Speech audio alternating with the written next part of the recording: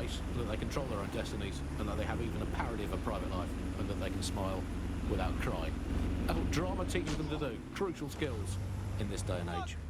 Of course, it's not just the jobs that have been technologicalised beyond all recognition, it is also all reality. Thanks once again to Optic. According to Bloom, the Optic system is now the most secure it's ever been. And, well, of course, I mean, it's so convenient, Optic, isn't it? Saves us so much time and hassle trying to exist in the kind of realm of reality. I don't even need to bother with that. I mean, sure, the government has hacked into my soul and now basically monitors my every waking moment and thought. But at least I don't have to type, where's my nearest coffee shop, into a search engine. At least I don't have to waste anything between 8 and 12 seconds every day going online to look up how to make a bowl of muesli.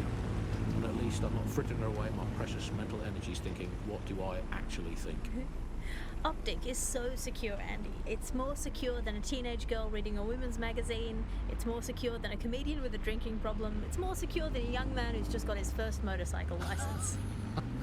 Finally, before we go today, bug off to the Prime Minister, who has once again FRO'd to who knows where this week. He sure as hell is not here in London. I remember back in the day, Alice, when our Prime Ministers were either incompetent or crooked, but not both at once. But actually, no, I can remember them being both at once. But incompetent, crooked, and not even in the country. That is one impressive triple whammy. I've had Lyons longer than his longest spell on British soil in this last year. It's this halfway house I can't stand. Either come back and do your job, or leave the planet entirely. I'm pretty sure there must be a spare space station knocking around where he can go and entertain himself for the rest of the time.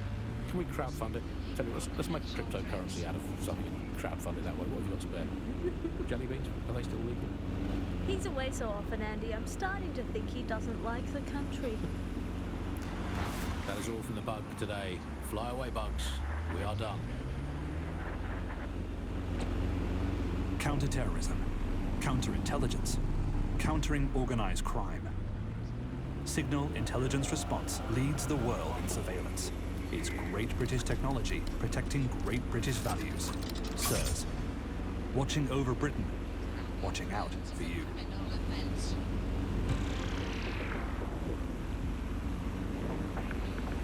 Hello and welcome to today's episode of The Upload. We're talking about the Optic and how it's changed our lives. Now, as you remember, Bloom announced a new version of the Optic at the recent Tone conference, but we haven't heard too much about that since due to the dramatic events there.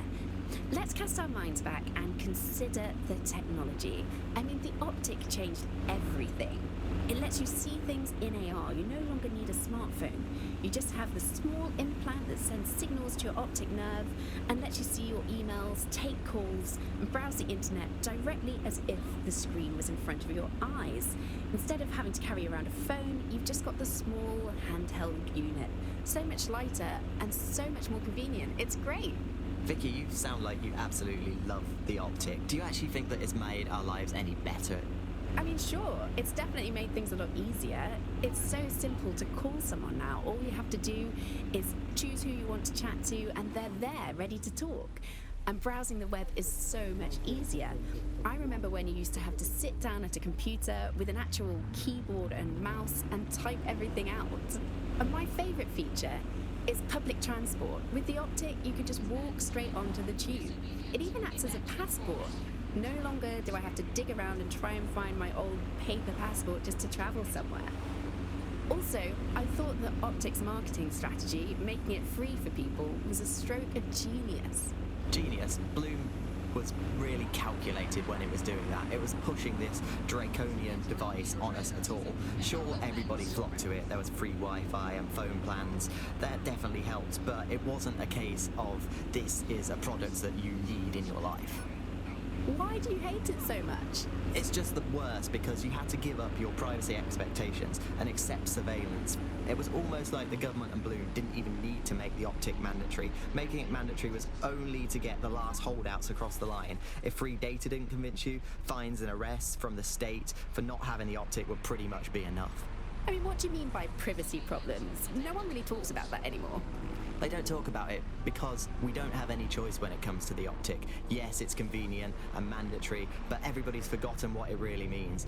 Here, you've got a whole company owning basically all the data about your life. Bloom can see everything that you can see. Nothing is private anymore. There are so many times when I don't want anyone to have a clue about where I am, who I'm chatting with, what I'm doing. It's not even dodgy stuff, but I just don't want anybody to blackmail me with this in the future by hacking it.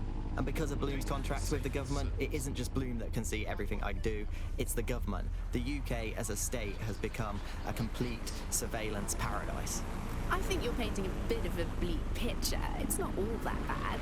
No, you're completely wrong on this. I don't want everybody tracking me wherever I'm going around London. Well, in that case, you might be interested in some rumours I heard. Did you hear that some DedSec hackers have found a way to bypass the optics connection with Bloom? Are they actually making it better or usable or actually friendly for anybody? Well, word on the street is that they've been able to create an encrypted signal, which means that your world might have a chance of becoming a bit more private again, so you could go back and enjoy all the great things about Optic without that fear of surveillance. With the optic, privacy's dead.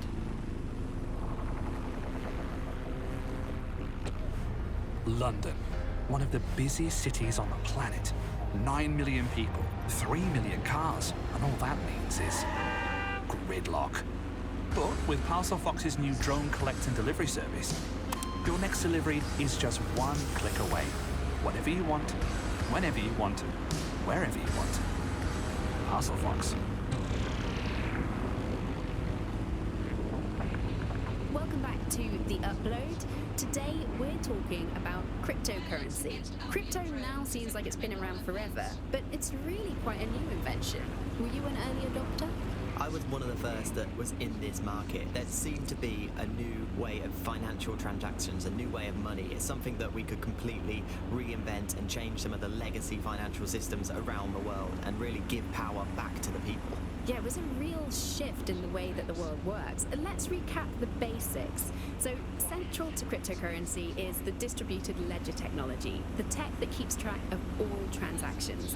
And what this means is you can have a decentralized system without having to trust any one party, like old-fashioned banks. One of the reasons why I got involved so early was that you could stay anonymous. Yeah, the features of cryptocurrency very much fit into that early mindset. It was all about finding an alternative to centralized systems. It was kind of a countercultural punk ethos. The whole point of the distributed ledger is you're not trusting any one person to keep a track of who has what money or how they're spending it. It's all out there in the open for anyone to see, and yet you can remain secretive. But not everybody now wants to keep up this crypto legacy. They don't share this attitude anymore. We've seen institutions, businesses, even governments experimenting with crypto, which doesn't really fit into its original radical counterculture mold. Yeah, it's kind of weird today to think of people not using cryptocurrency. It's so mainstream now. You know, I'm almost nostalgic for the feel of cash. Good old-fashioned paper and coins. First they changed the paper notes to plastic notes, and now it's just all digital. There's nothing to hold on to. It was great just to be able to have a little bit of money to carry around with you. I think the turning point in the UK really came a few years ago when the pound dropped 10% over just one season. People living off grid started using crypto, and just as everyone was losing faith in the pound, they were gaining it in cryptocurrency, which turned out to be much more stable, kind of the opposite to what people thought in the beginning. And then, of course, there was the recession. It didn't take long for startups to see an opportunity in this new way of doing finance. A lot of traditional money was converted to crypto, and it really shook up the financial sector. Can you remember when they first introduced crypto cash points? That was really sneaky. It was a classic startup behaviour. They just installed them everywhere. No consultation with the government, no approval or anything. But people immediately started to use them. Yeah, it kind of reminded me of how Bloom put out the Optic. They just made it free and flooded the streets with these devices. Suddenly everyone had them. If there's this great option of tech, people are just going to start using it, no matter the cost. Parliament actually tried to put a stop to the cash points, but people were using them so much already. There was outrage. I mean, some parts of London were already using crypto as their primary currency by then. And now, apparently, or at least in theory, crypto is illegal. Yeah, in May this year, economists found that crypto was being traded more than the pound, and banks were not happy. They basically forced the government to ban cryptocurrency in a last-ditch effort to save the pound. But it's not like that's worked. People are still using crypto, and it's been pushed further, deeper underground. Things used to work fine with crypto, and it was just a peer-to-peer sharing economy-style system. Now it's all on the dark web and wrapped up again in organised crime. Yeah, if you want to make something thrive on the black market, just make it illegal.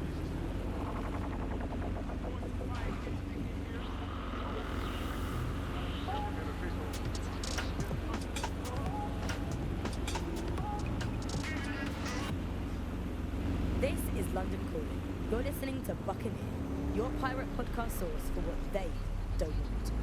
I'm Tash, and this time we're giving a special shout out from us to the boys and girls at the Signal and Intelligence Response Service, better known as SIRS. Why not? They're going to be listening anyway.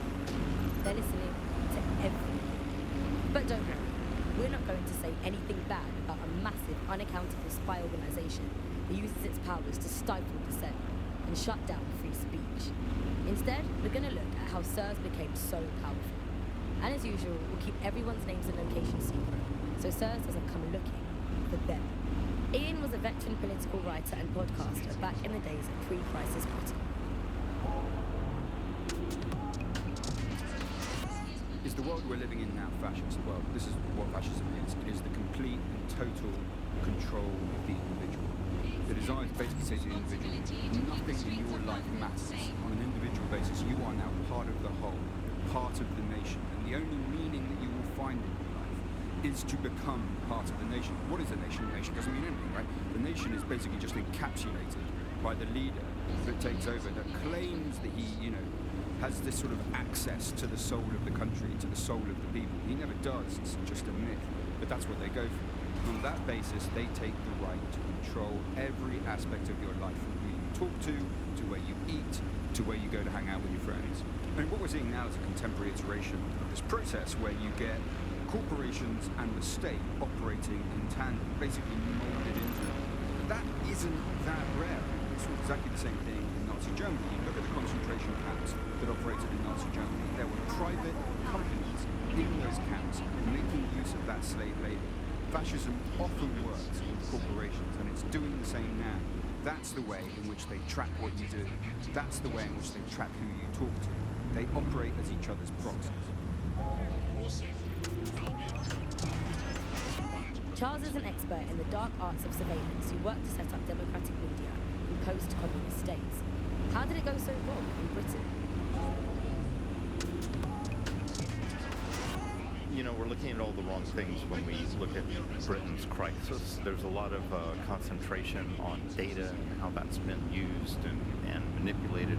And what we haven't looked at is the power structures and the profit that lies behind this. For example, if we examine what actually happened, there's a company that's really very interested in selling passports and making it easy to provide visas for investment and so on. And historically, throughout the world, they've been working with this big data manipulation company in order to overthrow governments. And then suddenly all the chickens came home to roost. Nobody could find any receipts for what was paid for. Nobody could figure out how things were done, but everybody had a feeling that something really stunk, and they couldn't figure it out. And yet, it was standing there in their face the whole time. There's a couple of different ways that we got where it is that we are. I mean, one, you have a lot of smaller organizations, smaller power groups, companies as well, who are bending things just a little. We'll compromise a little bit, we'll bend the rules a little bit, and try to achieve what it is that we hope to achieve that's good for us. And if you add all of that up, what you end up with is a big wall moving in a big way from a lot of little buttons being pushed. But also there's this other thing that's going on here, is the gathering of data and the analysis of data has authoritarianism contained within its DNA. It is by its nature a tool for authoritarianism, and it has been used.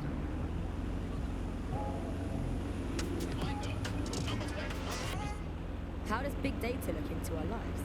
James covered it for the pre-crisis press.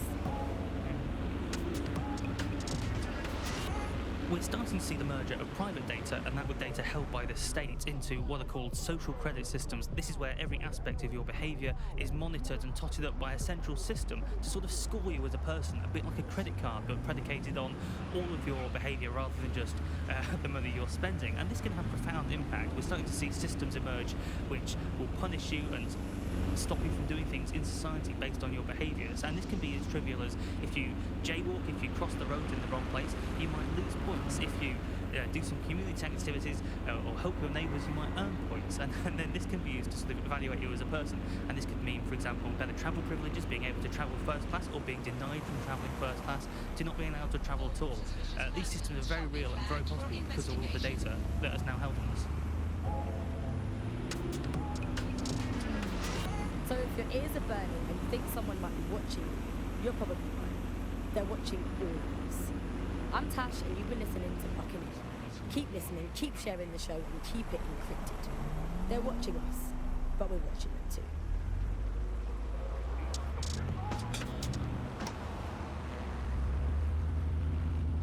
Join us for our series, Born in Limbo, What Lies Ahead for Little Vicky Pulowski, as we explore the plight of children born to undocumented parents. Tonight on DVD.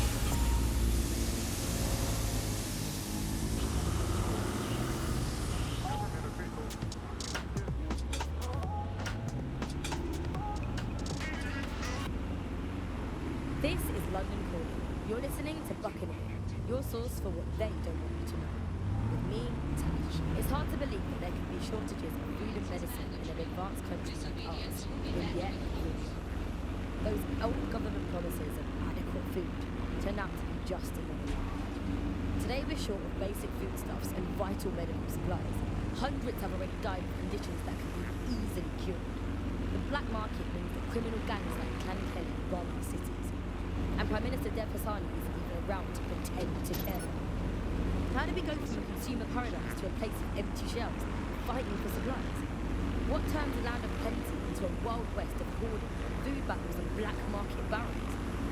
We protect everyone who comes in the podcast by keeping their identities a secret. Here's veteran political reporter Ian on the power behind shortages. I mean, what was the first thing that happened when Britain sealed itself off? The first stuff that got stopped from coming in was fresh food. I mean, we could live without the fresh food. I mean, everyone's quality of life got instantly worse, but we could live without it. The most damaging part was when the radioactive isotopes stopped coming in. Now, radioactive isotopes, that's what we use in cancer screening, cancer treatment. Now, that stuff, it has a short half-life. Technetium used to save hundreds of thousands of lives just by screening for cancer, let alone testing for cancer. But that stuff has a half-life of 66 hours. As soon as those walls went up, there was just no time to bring it into the country, and that is when people started dying. And then the medicines. The thing is, there's loads of medicines that you just can't stockpile. There was a moment before it took place when actually there was some efforts to try and stockpile some of the medicines. There was some things that could be done. For a lot of it, there was nothing that could be done. We had a major problem with drugs for schizophrenia. So we saw such an uptick in the kind of attacks that we saw in the street and people suffering on their own because they didn't have the mental health drugs, because those drugs really couldn't be stockpiled. We eventually found the same thing with foods that weren't produced in the UK. And the trouble with the UK was we don't produce our own food. We never have. For hundreds of years, we produced under half of our own food. So as soon as those wars went up, we started having significant material problems in the country. Like Britain always told itself it had this national myth, right, that because it got through the war, that it could go through any kind of hardship. I mean, that wasn't really the case. People during the war were far more frightened than some of this historical stuff makes out. Now, what did we see? People don't want to go through that stuff. They were desperate for the things that they had before, and they were scared. So they went to the black market. The same thing that always happens. And where did the growth of Clan Kelly come from? It came from people wanting things that they could previously get legitimately and could now only get through the black market, funneling funds towards criminality. And from there, we got to the situation we have now of this bit of war between criminals and security that seems to dominate what's going on out there on the streets. Nothing shakes people's faith in capitalism quite as much as when capitalism fails to deliver. Here's underground writer and analyst Alfie, The Politics of Poverty.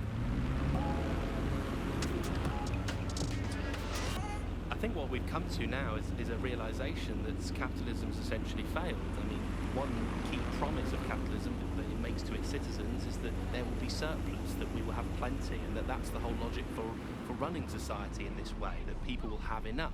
And now, with this kind of huge shortages of everything, you're seeing that system collapse. It hasn't delivered on its primary promise. And I think we've really reached a situation where we have to do away with capitalism entirely. We're seeing a situation where there's shortages for the many, but for a few individuals, there's an elite who are not struggling and short of anything. So this is kind of fundamental inequality of a capitalist system, which is no longer producing the goods for most of us. Shortages are being used as well. I'm not saying that there isn't a real shortage. There possibly is real shortages, but shortages are being used as an excuse for those in power, those elites, to keep what they want and not give to the rest of us what we need. So the excuse that there's simply not enough to go around is the justification for maintaining a kind of power of the 1% and leaving the rest of us short.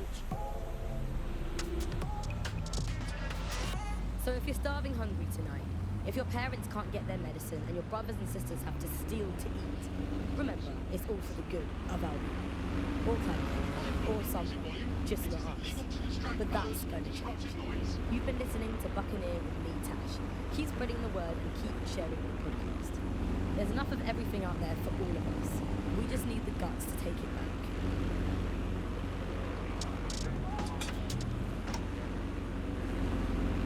Market dips, shares roller coasters, cryptocurrency.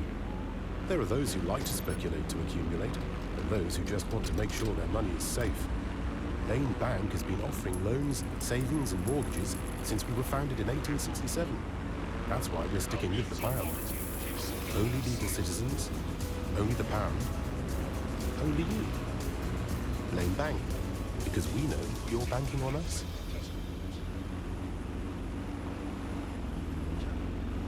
The Bug. Objective voice of objection for a most objectionable world. Hello, Bugsters. Welcome to The Bug, the comedy show that holds up the Medusa of satire to the already immovably concrete face of modern Britain. I'm Andy, I bench 480, and I can crack a tree in half just by looking at it. Can I? Well, what is reality anymore, anyway? Alice, what do you bench? I bench body weights. Right. Well, not my body weight. Okay. Body weight of a baby. Yeah, I mean, you don't need to give that kind of detail. It's very impressive. People look at me and go, where did you get that baby? Yeah. You are listening to The Bug. In this week's Truth News, according to an official poll, 98% of Londoners are very happy with CTOS, and I am not sure that I agree with this, Andy. I don't think 98% of Londoners have ever, in the history of London, ever agreed on anything. You could not get 98% of Londoners to agree that oxygen was better than breathing a fog of raw liquid feces. And they expect us to believe that everyone agrees CTOS is better than not choking on shit mist. Maybe they just meant 98% of one specific Londoner who bought shares in Bloom before its tentacles grew into every crevice of the country. I mean, this is not just any old poll. We should say that this is not any poll. This is an official poll, right from the very heart of government. It's not a knock-off fake poll of an elderly couple and their mangy old dog sitting on a bench waiting to die. This is an official poll. So let's just put those words "official poll" through an online translator in case you didn't study languages. Let's find out what it actually means.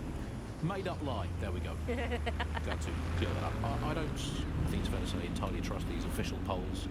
They feed us, Alice. I mean, they could publish an official poll saying that over 99.9% of children like ice cream, and I would instantly assume that all children now hate all ice cream and would prefer to eat a bucket of gravel mixed with dead badger.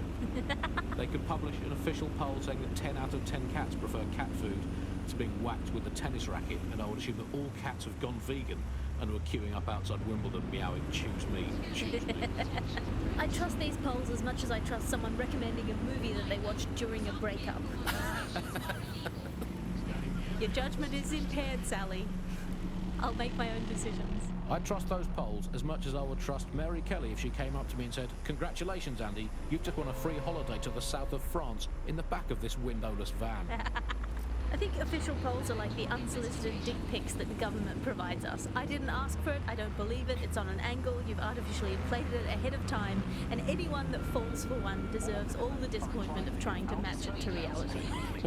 These polls are absolute rubbish, Andy. I read one the other day that said the plumbing in London was good, and it absolutely is not.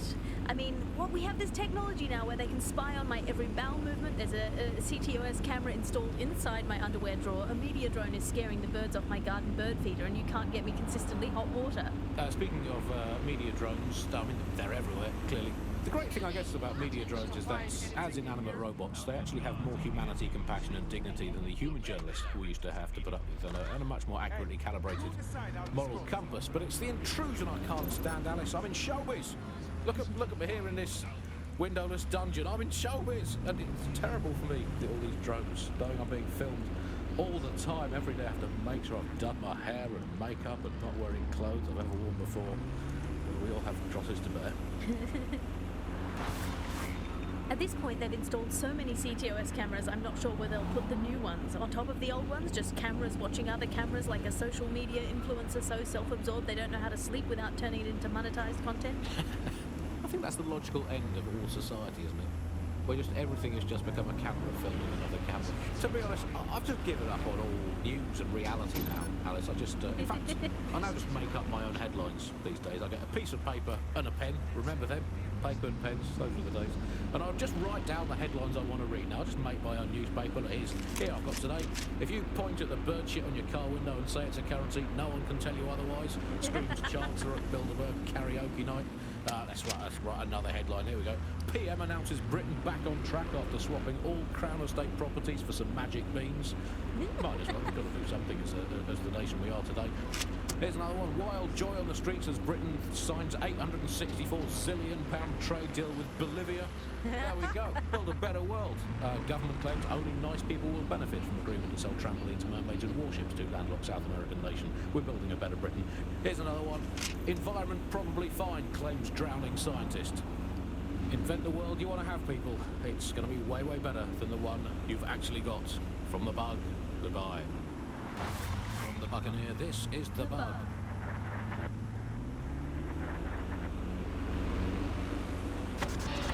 The bug, nibbling away on the rotting carcass of a once free Britain. Yum, yum. Hello, Resistance fans. You're listening to the Bug Podcast, the objective voice of objection for this most objectionable world. I am Andy, not my real name, so good luck finding me, Monsieur Bloom. My real name is, in fact, Andrew, and I live in, note this down, a deluded pseudo-reality of my own making, which is, in fact, the most densely populated place on Earth these days, overcrowded, some might say. Joining me, as always, my next-door neighbour in these Netherlands of nonsense, it's Alice. Yes, indeed, it is Alice. Alice, who the bleep is Alice? I am not going to tell you that, but you can just sort of sense it from the timbre of my voice. Let's spin the wheel and find out where we're getting today's news from.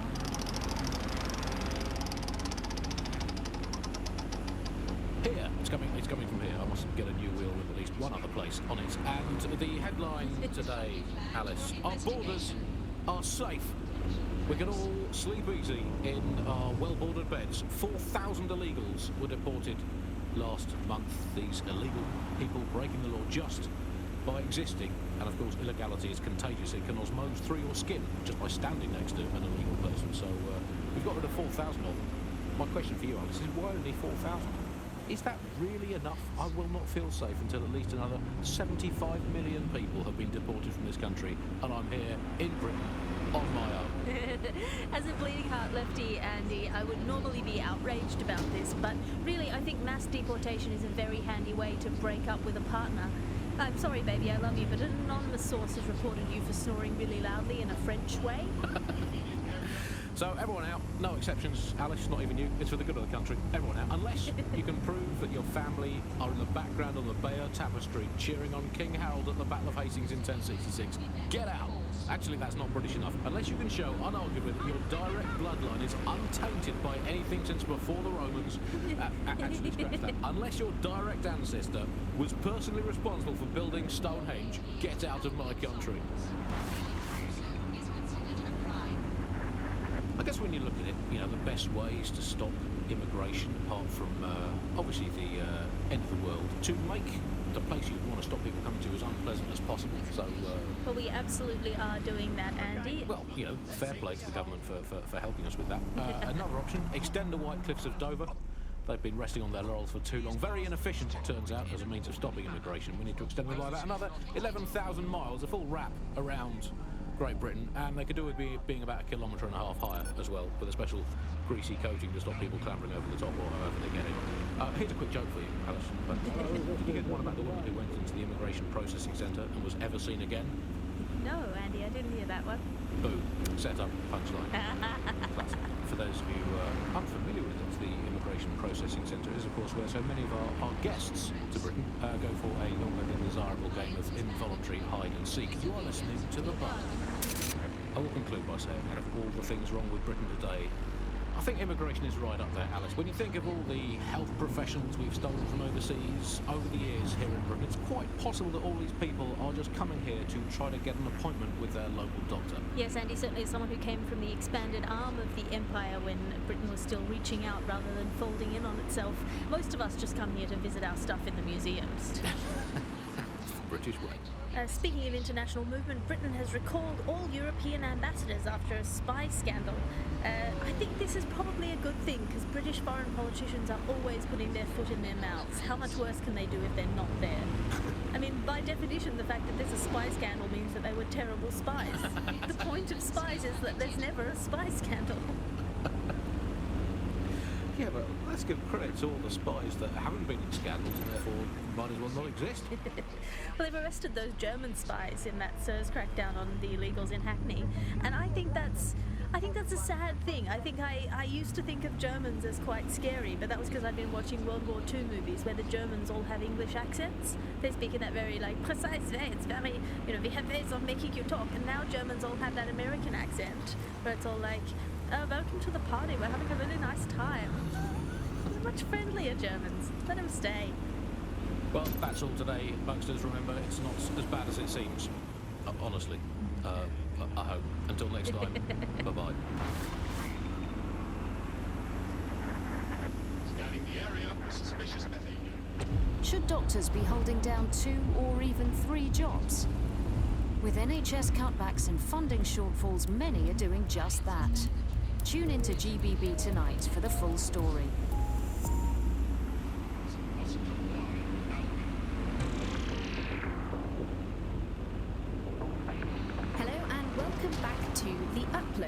In this episode, we're talking about CTOS 3.0, the city operating system that's now powering all of London. For those of you who need reminding, as if anyone does at this point, CTOS was first used in Chicago in 2014 and then San Francisco in 2017 before coming here to London. And every time it's been rolled out, it's been pretty much an unmitigated disaster. For those of you who are listening who are lucky enough not to be here in London's chaotic scenes, it's worth remembering that the telecoms tower is now owned by Bloom. The tower looms over northwest London. It's always been a communications hub, acting as part of the UK's television and communications network, although there's been some secrecy around its use, and now that Bloom owns it, it's only even more secret. Yeah, now everything that's part of Bloom's city surveillance operation is run through the telecoms tower. And I have to say, it looks completely ridiculous. It's got that silly crown thing at the top and all the blue light. What's that even about? What does it do? I don't see that there's any purpose to that at all. It's a blight on the skyline, if you ask me, and it's become the main point of control for millions of people. The System Network and Bagley are both operated and streamed from there too. And don't forget about the self-driving cars too. I always thought they were just running on their own. No, CTOS is the big control system behind the cars. There was a point back in the earliest days of self-driving car technology that they operated by themselves. They used to use a series of sensors to see the world around them. Radar, for instance, would look far off into the distance, while LiDAR would detect objects nearby. And while these cars still use some of this technology, Bloom CTOS and its detailed maps and data that it has on London really makes Bloom be able to take control of it. And CTOS can take control of your car if you're parked incorrectly. It's no surprise that it was made mandatory to have a self-driving car. The system is so bad though, it's so annoying. Whenever I try to use one of the shareable self-driving cars, I always find myself stuck in traffic jams or roadblocks. Not to mention the accidents. I've heard so many stories of cars shunting into the back of others.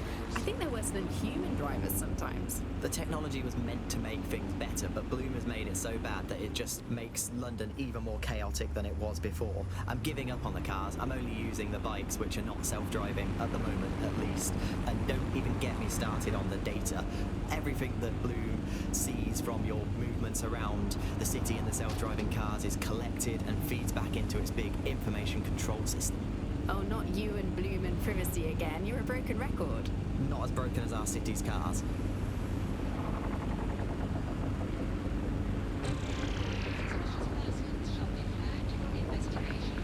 Coming up in today's episode of The Upload, we're talking about how Bagley managed to conquer London. Pretty much my favourite topic. I could talk for hours about the rise of the AI system. It's easy to forget about its origins. It's so present everywhere we go now. Bagley just kind of blends into the background. Bagley is the service AI that's present in every Optic device. Whether you're using the Optic, Bagley will be there. The AI is streamed to your Optic from Bloom's central command centre, and it was first created by Sky Larson, our tech hero, as part of her techno-utopian idea for the world. Why do you think it grew so quickly?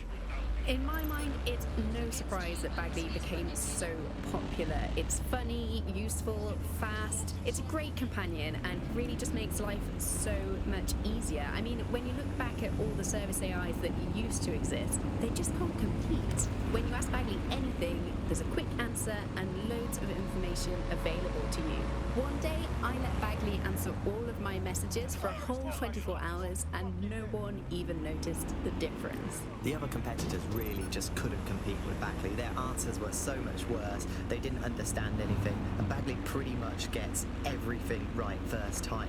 Do you have any idea why Bagley really beat all the competition? Well, it's really the data, isn't it? Ever since Broker hooked up with Bloom, that's when things changed. And really, that's not actually that great. Bloom has data on everybody. They collect information about everything you're doing across the web through your Optic headset. Isn't the AI only good because of Bloom surveillance? Well, I suppose so, but I prefer not to talk about that side of things. Bagley is so special because it's been trained on this huge cache of information. That's how these AI systems work, or at least used to work. I mean, we don't really know that much about the latest version because there's so much secrecy around the tech.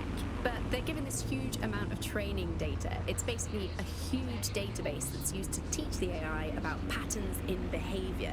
You know, so if you always travel the same way to your house, it can predict when you're going to go and get a self-driving car ready for you before you even ask for it. That's pretty terrifying. In some ways, I don't want this data to drive my life. It understands too much at times. Have you heard some of the rumours around the hacked version of Bagley?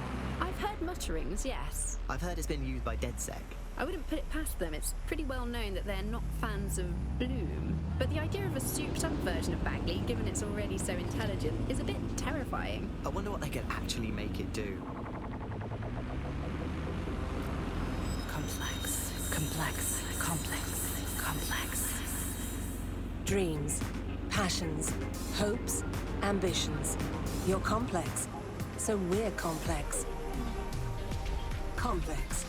New clothing for the new Britain.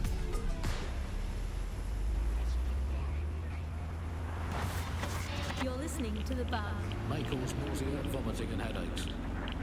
Hello Britain, this is The Bug, the show that holds up a mirror to the world and smashes itself on the head with it in despair. I'm Andy, joining me, as always, Alice, and... I deny everything. That's just a good state of existence. Some good news, at last. There are no medicine shortages, according to the government, none at all. There have been various allegations about that. It turns out they are all fake news, trademark. There are none, there are no shortages of medicine. Don't take it from me, I'm not a medical supply expert. Take it from our beloved government. It's fine. In fact, I'm going to read between the lines here and actually say there's probably there's too much medicine, if anything. Just medicines.